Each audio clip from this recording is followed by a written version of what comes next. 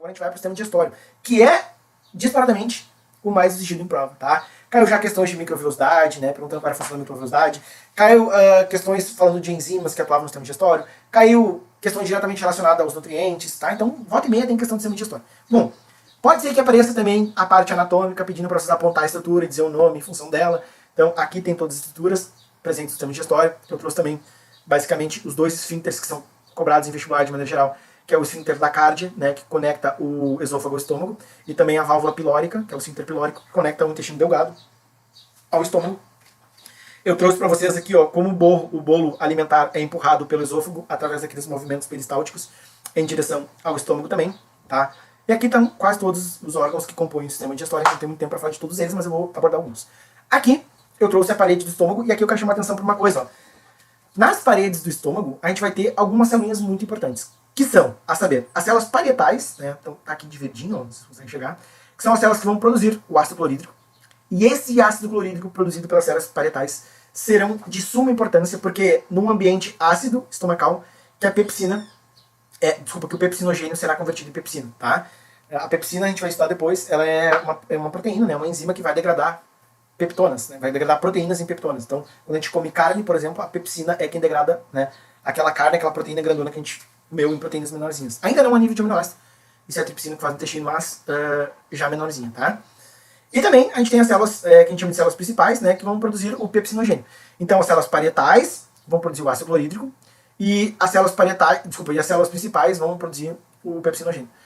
Como que o pepsinogênio produzido pelas células principais virarão pepsina, que é aquela enzima importante para degradar a proteína? Na presença de ácido clorídrico, que está lá no suco gástrico.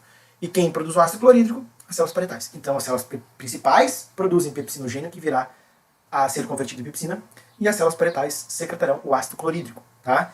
Tão fundamental para que haja a conversão do pepsinogênio em pepsina. Beleza? A gente tem que lembrar o nome dessas duas células, tá? Alguns vestibulares podem chamar de células oxíntricas ou zimogêneas também.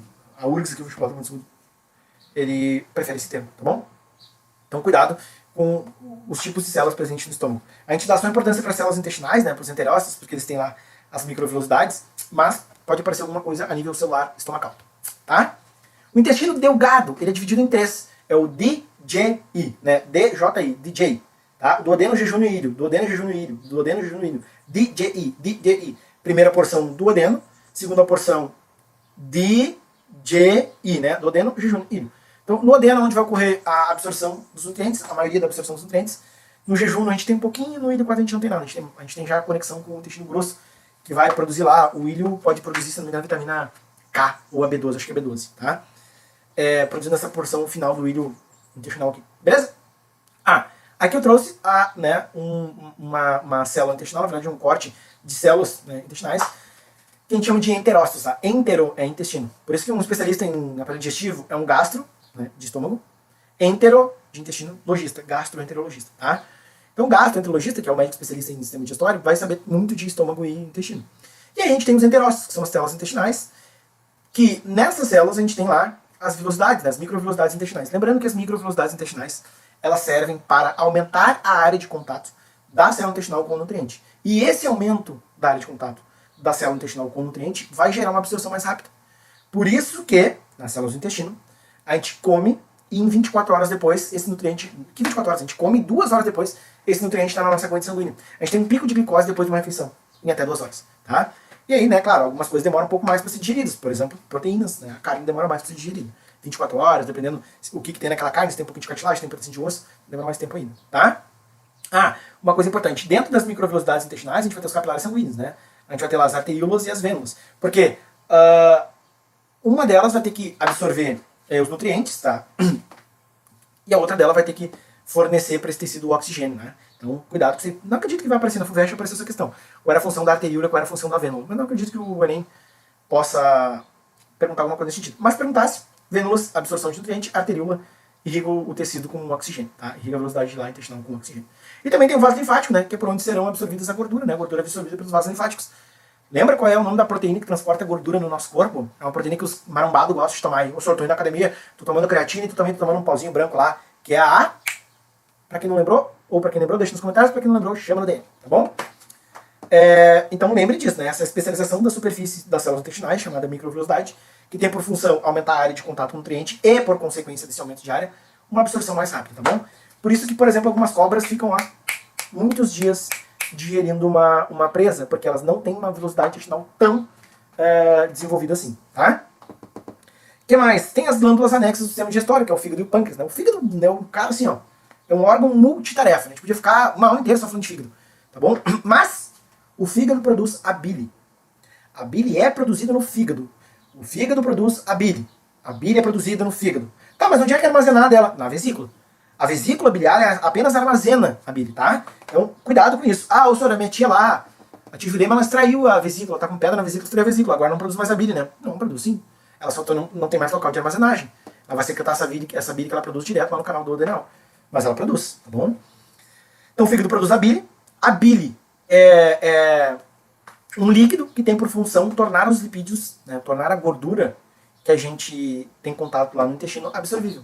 Então a gente fala que a bile ela tem função de emulsão lipídica, né, tornar os lipídios, a gordura, absorvível pelo intestino através dos capilares linfáticos. Lembrem disso, tá?